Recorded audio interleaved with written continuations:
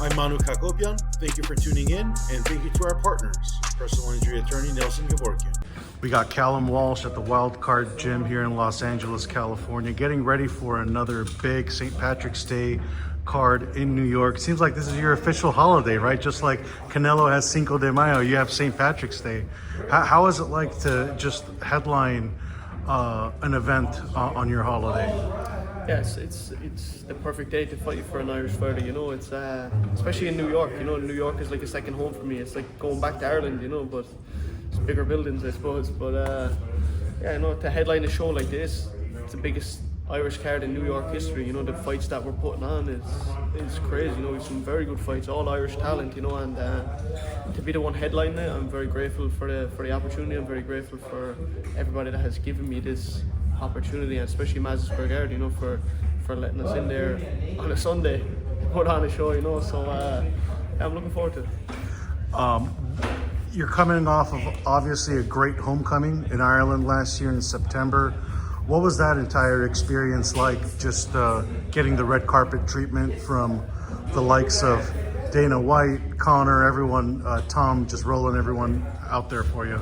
Yeah, it was crazy, you know. It was what I wanted since the start of my career, you know, to go back and fight in Ireland for the Irish people. And I think it was a big eye-opener, you know, for everybody back there, that they're not just watching me through a screen, you know, and they don't understand, I suppose, how big of a deal the show actually was. You know, a lot of people, it's hard to understand, you know, through a phone or through the TV, you know, how big of a thing this actually is. But like out of all the people. But yeah, you know, it was good to get back there and show the Irish people, you know, what we're doing, how big of a show we're putting on, you know, the fights that we put on from start to finish. You know, the shows are different than any other boxing show that has been on there. I think, you know, it was a lot of exciting fights from the first fight of the night.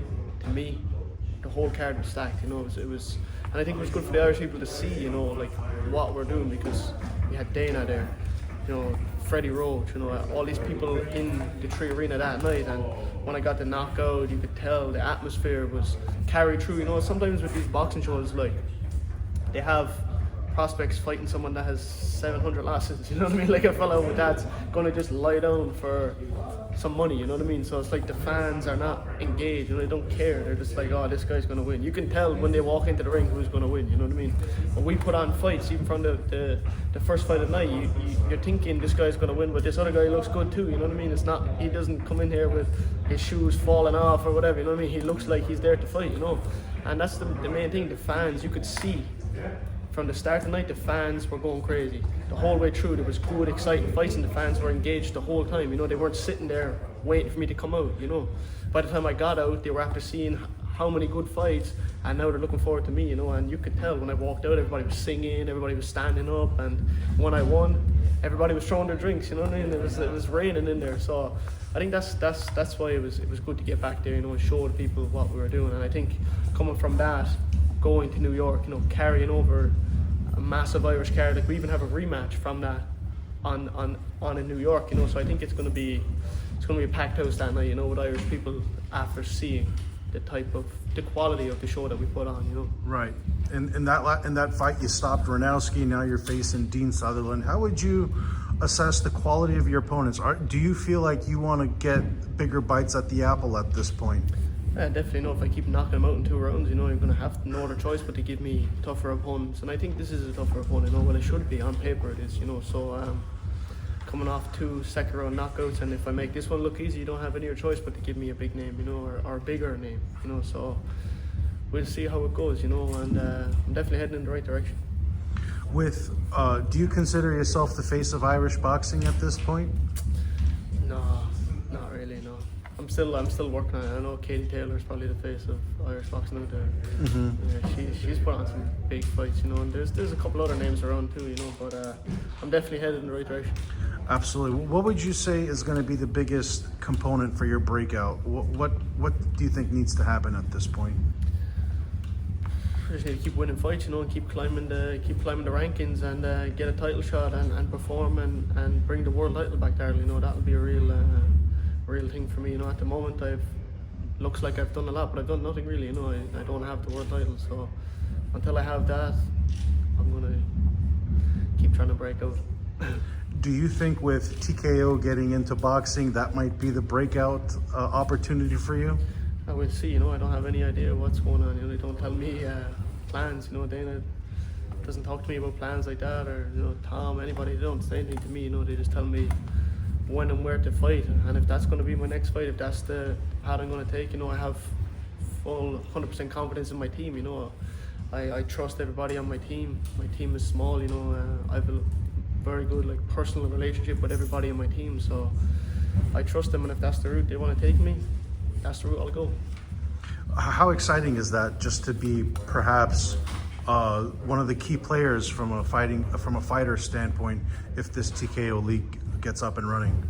Yeah, no, it's very exciting. You know, I would love to fight like that. You know, I heard it's going to be kind of tournament style or whatever, but I would like that. That's how I'm used to fighting. You know, growing up in the amateur, I'm used to that. So who knows what'll happen? You know, I'm not going to say too much about it because I don't know. But just take this next fight and see what happens. What has been the just encouraging conversations you've had with Dana? He was obviously there in Ireland last year promoting the show. What has been kind of the encouraging statements he's given to you for you to build off of? Yeah, you know, we don't, like I said, we don't talk too much about plans or anything. You know, he just supports my career, and it was around Christmas time, around New Year, he texted me saying 2025 is going to be a good year. So he has plans, you know, and whatever happens, happens.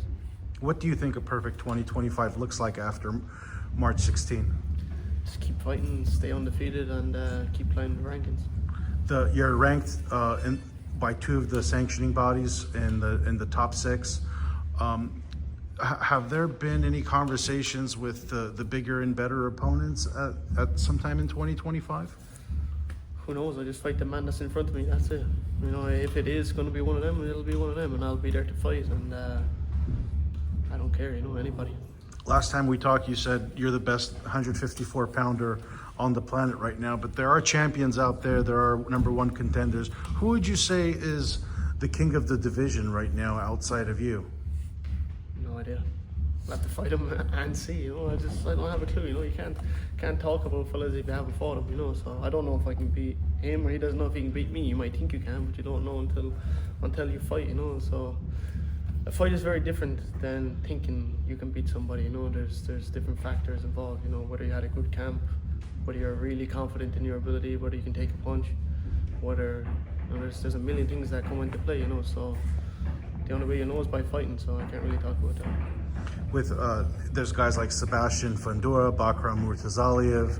Seems like Terence Crawford has days at 154 pounds or over. Do you think you could get a fight like Bakram or maybe a Fundora fight over the next year? If they ask me to fight, I'll fight. I mean, there's no problem there. If they ask me to fight, I'll be there ready to fight. You know, so no matter who they put in front of me, I'll show up and fight. You know, so just waiting for the call. Any last words for your fans? I see you wearing a Jackson shirt. I know you're one of their athletes, working with Bear in Newport Beach. What's that like? Yeah, Bear's a good guy. You know, he helps me a lot through my camps and with his sponsorship. You know, he's a very good guy. You know, me and Bear are good friends, and I like their stuff too. You know, they make very good gear, and I appreciate everything he's doing for me too. You know, he does a lot behind the scenes. You know, people don't even see. So Bear's a good guy. He looks after his athletes.